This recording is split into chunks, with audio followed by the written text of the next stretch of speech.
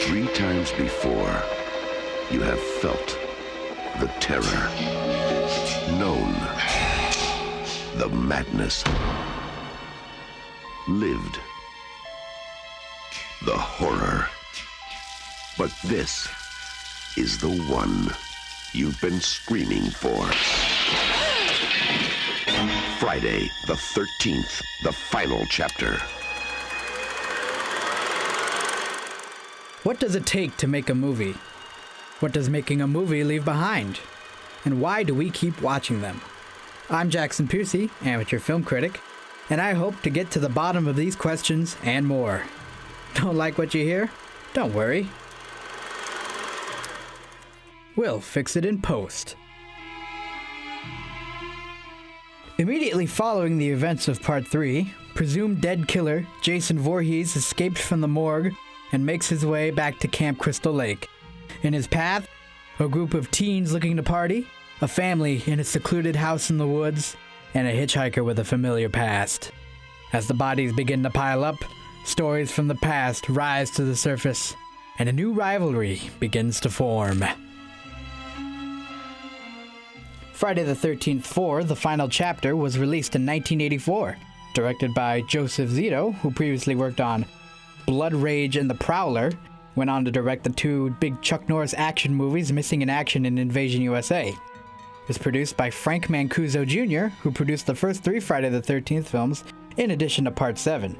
Cinematography was done by Joao Fernandez, who worked on the infamous film Deep Throat, as well as working with Zito on The Prowler and Invasion USA. The music was done by Harry Manfredini, who has, up to today, over 100 film credits, including all but one of the Friday the 13th movies, the exception being the 2009 remake, and even did the score for 2017's Friday the 13th, The Game.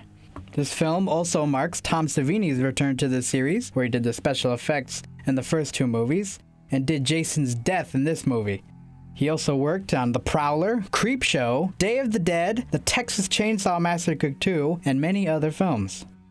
Ted White played the body of Jason Voorhees. He's a stuntman, known for playing characters in The Planet of the Apes, Tron, Escape from New York, and even doubled for John Wayne and Clark Gable. This film also marks an early appearance by the child star Corey Feldman as Tommy Jarvis, who went on to play characters in Gremlins, The Goonies, Stand By Me, and The Lost Boys. And everything after that is a big can of worms. The film also stars Kimberly Beck as Tris Jarvis, Tommy's sister. Although more of a bit player generally, with small parts in television, she also had a small part in 1996's Independence Day. Also, in his third film appearance, Crispin Glover appears as Jimmy. Later, he would go on to make his name as young George McFly in Back to the Future, and also played the title character in Willard, and had roles in The People vs. Larry Flint, and What's Eating Gilbert Grape.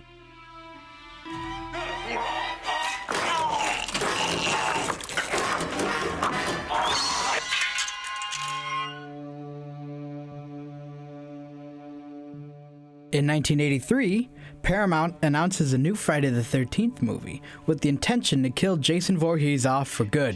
When we got done with 3, I was like, okay, what I want to do now is I really want to bring this thing to an effective close. We'll do some things that refer to our past. Jason's out there. We'll bring this thing to its rightful conclusion, and we'll be done. The studio brought in Joseph Zito, who impressed the executives with his most recent outing at the time, The Prowler. The people at Paramount said this to me. They weren't going to do any more films. This was the last.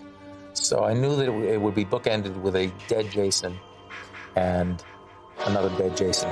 I wanted to pick it up exactly where Friday 3 left off, that he was on the ground, just exactly where you had left him. To cast our most important character, Jason Voorhees, they brought in stuntman Ted White, who wanted to go and do something different with the character.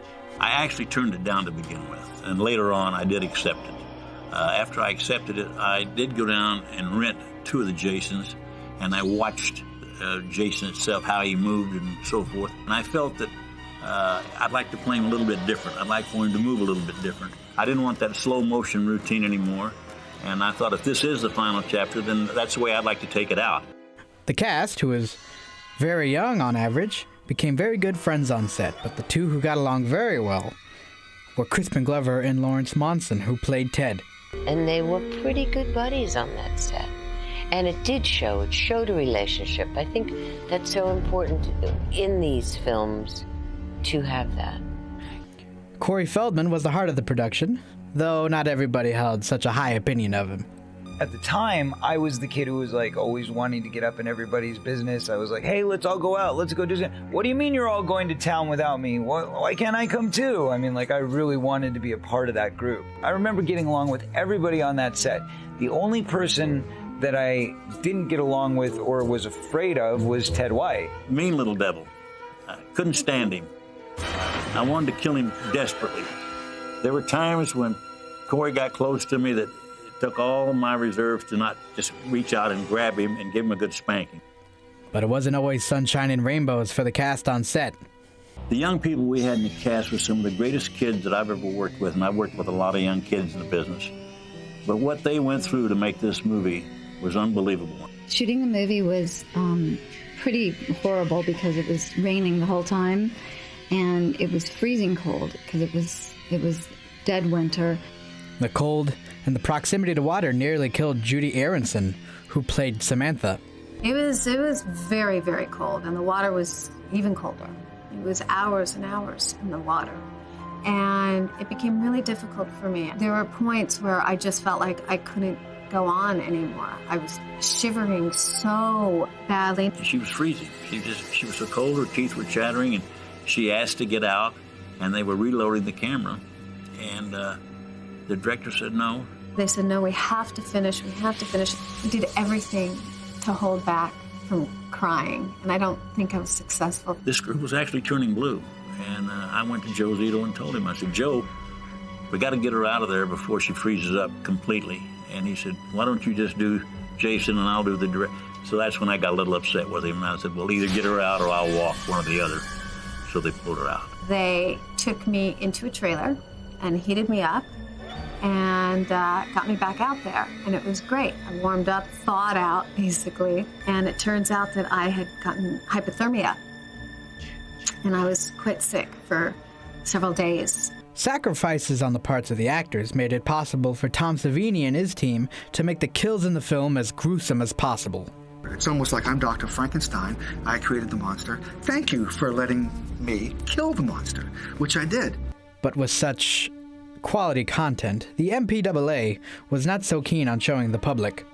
What happened with Friday 4 is that the Motion Picture Association of America was really on us.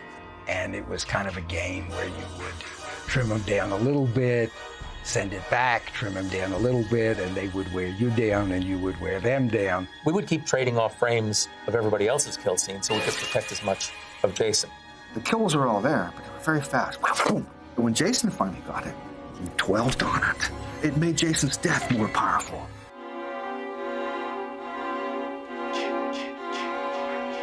Hey, Ted, where the hell's the corkscrew?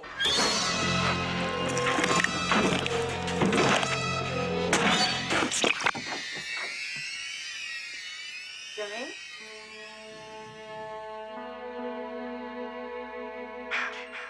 The final chapter, released on Friday, April 13th, 1984, to the tune of $11.1 million for an opening weekend against a budget of only $2.6 million. The total box office gross ended up being $32.9 million. Despite the massive returns, the critics were not so kind. Gene Siskel called it an immoral and reprehensible piece of trash. Movie review site Rotten Tomatoes currently holds a 22% approval rating for the final chapter. But despite the negative reviews, the cast and crew remained mostly positive. I remember in the New York Times, I think it was Janet Maslin, wrote like an angry review about the film. At least from this critic's point of view, it was actually kind of disturbing to see people that you actually did create some kind of relationship with, meet their demise in the horrible ways that we all did. We have fun reading reviews. We know what they're going to be like, and especially if someone gets, particularly bitchy and clever, it's great. I mean, in a way, it's sort of like the Friday the 13th movie itself. If they're clever in the way they're trying to kill you, you cheer. Though lambasted in its time, the final chapter, now a misnomer, still holds much fondness in the fan base, so much so that some regard it as the best film in the franchise. What do I think? Well, if you can get past Crispin Glover's interesting dance moves and the banana-scarfing hitchhiker that gets stabbed in the neck, I'd say that if it's not a great film, it's a freaky little film that's a hell of a good time. Friday the 13th remains a horror juggernaut, with cheap thrills, gory kills, and a man possessed with blood rage. The deep cuts in this film will leave you in stitches. I'm Jackson Piercy, and we'll fix it in post. He's back. He moves like a shadow, dark and silent. Sorry, you changed your mind? He never utters a word. He doesn't even seem to breathe. Where the hell's the corkscrew? He simply, mindlessly, mercilessly kills. But now, Jason's reign of terror is over. Friday the 13th, the final chapter. Jason's unlucky day.